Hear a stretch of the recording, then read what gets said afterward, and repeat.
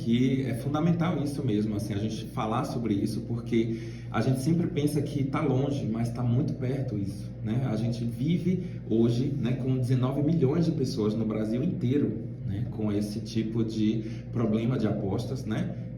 Então, o risco de dependência é grande e à medida que a gente fala, que a gente aborda, a gente traz essa oportunidade das pessoas entenderem que isso é um problema e buscar ajuda. Então é importante procurar auxílio profissional, né? Procurar um psicólogo, procurar um médico, para que você tenha esse tipo de suporte e de auxílio. E esses números já são alarmantes e preocupantes, e eu acredito que são ainda maiores, porque esses aí são os dados oficiais que tem, fora aqueles que fazem sem registro independente, porque a gente vê isso. Subnotificados. Exatamente, são vários, né? Com certeza. A subnotificação existe, e não somente a subnotificação, como a pessoa esconde até de si mesmo, né? Ou seja, às vezes ela joga em celulares, ela joga à noite, ela joga em momentos em que ela se sente escondida. Por quê? Porque o sistema de recompensa, ele tem um aspecto de gerar adrenalina, e essa adrenalina é exatamente pelo proibido. Então, o senso de proibição já gera uma tensão que essa pessoa fica ali, na adrenalina de que ela vai conseguir algo. E, infelizmente, né, como eu falei, esses jogos de aposta, eles mexem muito, eles ludibriam, eles mexem com o brio da pessoa ao vender esperança, né, e mexer com a fé. É algo muito desonesto, né, algo que realmente assim, tem que ser revisto, porque sempre a resposta é a mesma, que os jogos prometiam diversão e deu diversão para a pessoa. Só que diversão às custas de uma fé, de uma crença de que você vai ficar rico, de que você vai conseguir alguma coisa e você não consegue. Então, assim, é uma irresponsabilidade, responsabilidade praticamente zero, né, dos jogos de aposta com a pessoa em si. Ela não imagina que aquela pessoa está depositando sua vida ali. Está tão depositando sua vida que é 15 vezes o risco de suicídio, né? Isso é algo muito alarmante, você imaginar que 15 vezes mais o apostador, o dependente em aposta, vai ter de risco para suicídio do que a população geral. Exatamente. E tem até alguns casos que as pessoas têm um pouco recurso e aí está precisando resolver algumas coisas, ao invés de esperar receber um outro recurso para somar ou trabalhar para poder conquistar aquele recurso necessário para resolver suas questões, arrisca aquele pouco que tem, aí acaba perdendo aquele pouco que tem também. Exatamente. Os mais vulneráveis são pessoas com condição econômica menor, né? São jovens, né? E baixa escolaridade. Então, assim, é muito fácil ludibriar as pessoas quando elas têm pouco conhecimento, quando elas têm dificuldade em entender o que faz parte daquilo dali. Se ela entender de algoritmo, se ela entender que aquilo dali é um jogo já programado para sempre ganhar, ela tem um pensamento a menos de poder jogar. Mas se ela imagina que aquilo dali pode dar para ela, né, algum tipo de prêmio, de ganho, ela não vai pensar duas vezes, né? Ela não vai olhar como algo de anzol que está fisgando para pegar a sua renda financeira. Ela vai sempre achar que realmente pode ocorrer. Então isso, infelizmente, é institucionalizado, né? Ou seja, assim, o Brasil permite eu não teria nem o que dizer sobre isso, porque assim, são coisas que deveriam ser proibidas realmente, porque vende, né, vende ilusão. Há até algumas condições de evitar apostas em celular, né, ser em algum lugar, ou que vá para algum lugar, porque isso daí já dificulta, né, a possibilidade da pessoa ter essa perda. Pessoas que recebem Bolsa Família são proibidas, né, de pagar diretamente com Bolsa Família sobre essas condições. Então, assim, cada vez mais vai se criando obstáculos para evitar que essas pessoas caiam nesse tipo de armadilha, né? Mas, infelizmente, ainda é permitido, e você vê muitas vezes artistas, dentre outras pessoas, que lucram milhões, né?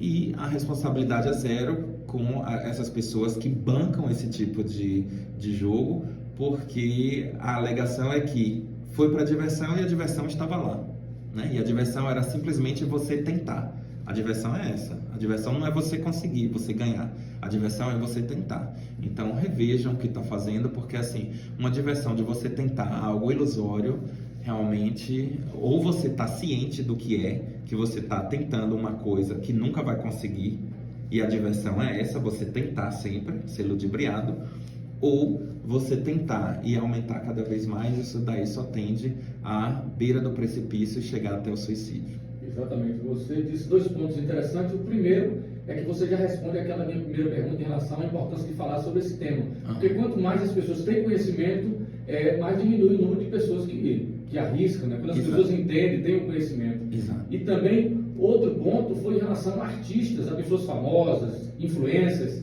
que divulgam, né? Muitos deles, quando são até ouvidos na justiça em alguns momentos, dizem que estão trabalhando, estão fazendo o seu trabalho e aposta quem quer, mas com aquela divulgação está prejudicando muito, tanto a saúde mental, a vida das pessoas, né?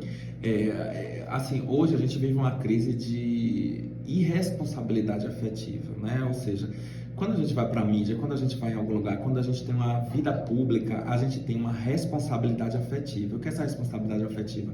É entender que nossos gestos, que nossas comunicações, que tudo que a gente falar ou que a gente fizer tem impacto em alguém. Então, artistas, eles têm impacto em pessoas.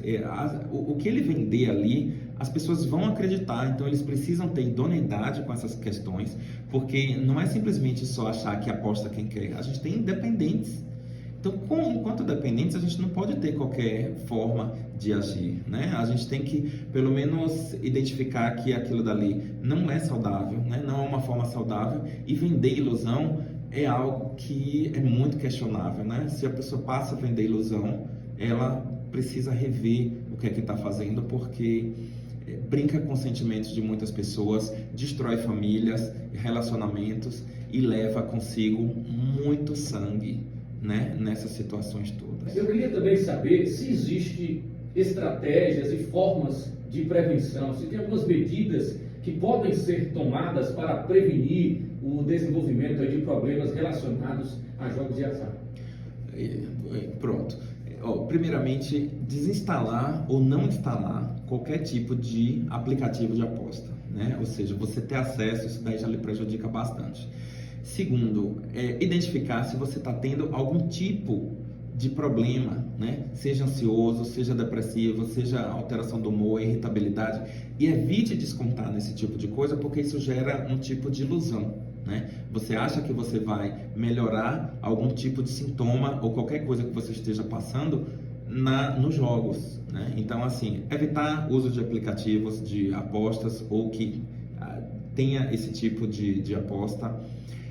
Buscar ajuda quando sentir que não está bem, né? E evitar esses tipos de jogos para que isso não lhe prejudique, né? Então, assim, são aspectos fundamentais que já dá de início para você evitar esse tipo de cair num risco de dependência. Porque sempre que a pessoa está com algum problema, ela vai tentar descontar em alguma coisa, né? Por isso a importância de uma psicoterapia, por isso um acompanhamento, porque você passa a transformar aquilo que você tem de angústia, de impulsividade, né? Você passa a melhorar a forma como que você lida com aquilo dali.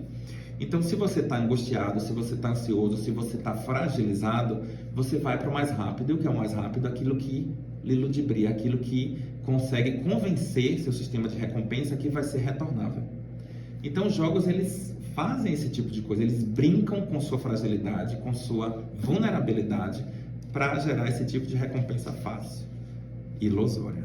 Certo. E tem um tratamento? Quais são as opções de tratamentos que estão disponíveis para as pessoas que lutam contra a dependência de apostas? Pronto.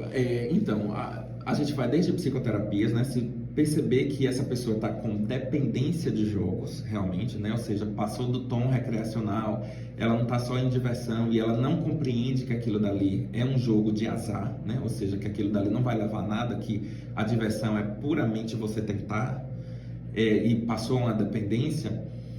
Nós temos psicoterapias como a TCC, né? Terapia cognitivo-comportamental, a terapia interpessoal, em que tem um êxito logrado, né, de tratar a pessoa, mas algumas pessoas podem requerer também o uso de medicação, e aí vai ser individualizado. Cada um pode utilizar algum tipo de medicação, seja um antidepressivo, um ansiolítico, um neuroléptico, alguma medicação que faça alguma melhora nos sintomas.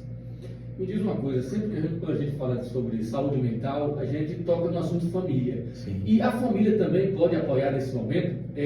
A família tem algum papel nessa questão de ajudar as pessoas a se recuperar de vícios em apostas? Fundamental, né? Fundamental.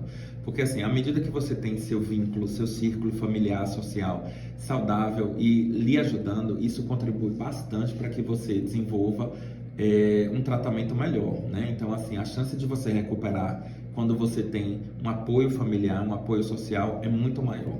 E me diz uma coisa em relação aos problemas também de saúde mental. Eu acho que acredito que todos os problemas a gente precisa primeiro reconhecer que tem esse problema, né?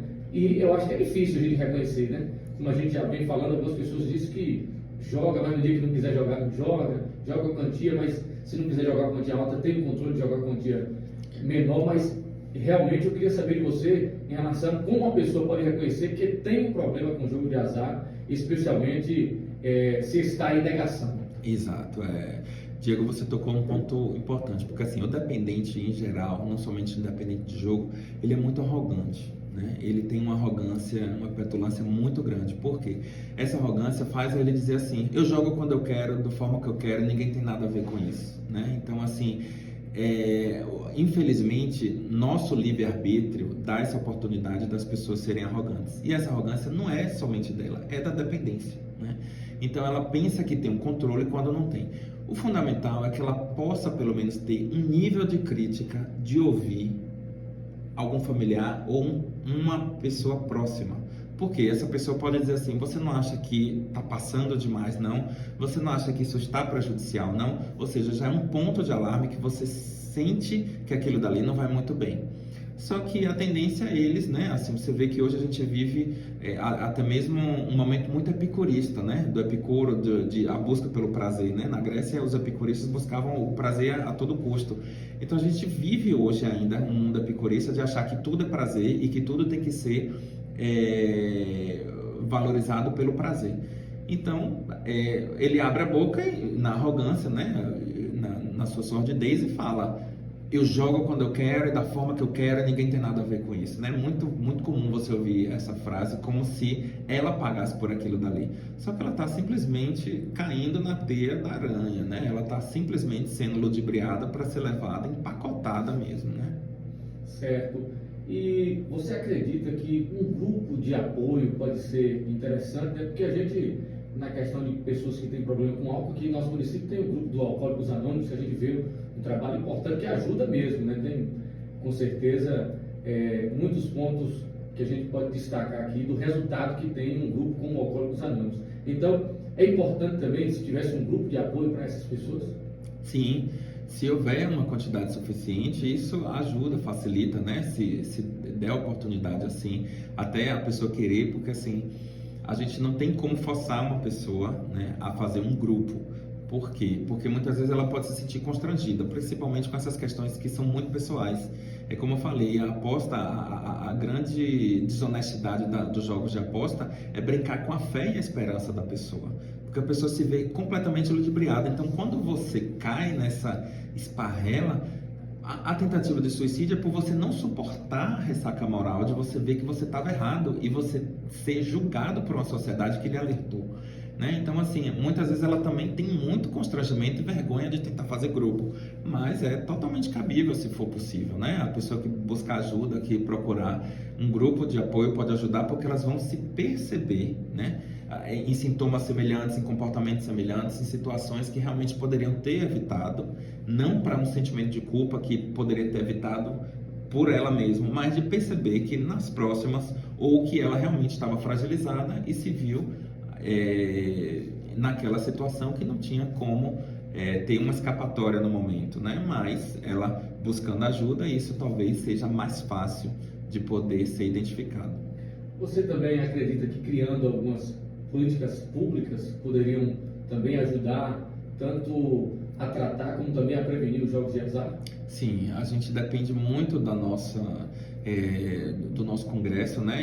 Eu acho que vem conversando sobre isso, não à toa a CPMI sobre as questões relacionadas aos jogos de aposta, né? Ouvindo inclusive celebridades.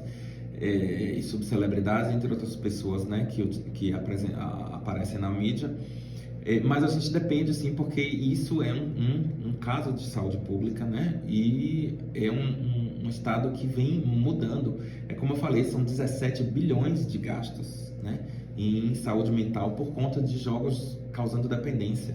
São 12 milhões de apostadores no país, né? Então, a gente depende, sim, que nossos gestores lá no Congresso, né, que tenha algum tipo de intervenção para melhoria. E o importante lembrar, Diego, que não é uma questão de proibir por proibir, né? Fica parecendo que a gente quer um moralismo em que as pessoas não possam se divertir ou que as pessoas não possam fazer o que quer. Não é isso, é que a gente tem uma campanha de conscientização sobre o que envolve essas coisas. Você ludibriar alguém por fé e esperança, isso não é legal, isso não é bacana com absolutamente ninguém. Ninguém pode ser impelido a ser ludibriado nem ser vendido em ilusão.